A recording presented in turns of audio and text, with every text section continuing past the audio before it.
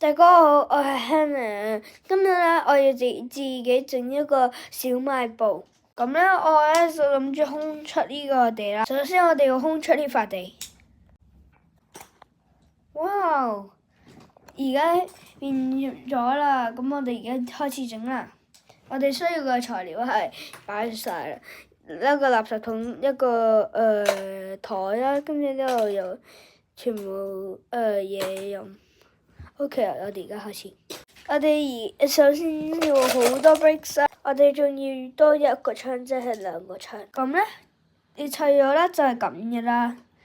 咁樣呢個係通窗啦、通風啦，呢個係一個透明嘅啦。咁你可以見到入邊小賣部係點嘅啦。咁呢度咧，我哋點解要多一個？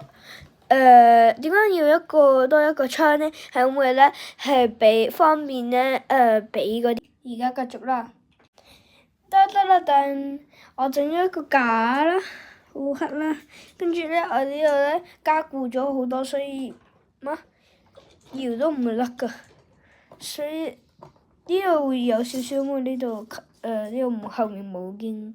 咁咧我就唔諗住做上面咧，因為咧上面咧如果擺咗咧我就拎唔到入邊啲嘢咁咯。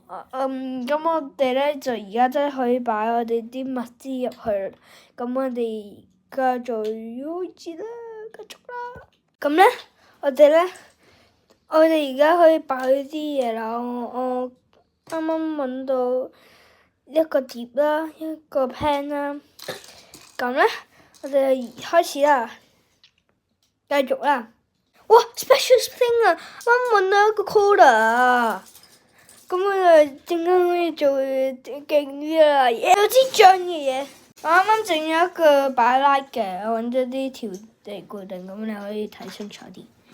我咧就擺咗全部嘢啦，跟住咧有2個 apple 啦，跟住咧有一啲 pan 啦，跟住呢度咧可以煎嘢啦，呢個係 rubbish 啦，呢個入邊啦，跟住咧呢度咧有嗰啲嘢啦，跟住咧呢個係有 barbecue sauce 啦，有芥末啦，跟住咧跟住有 tomato， 仲有 mayonnaise， 跟住咧我哋而家要擺呢啲啊。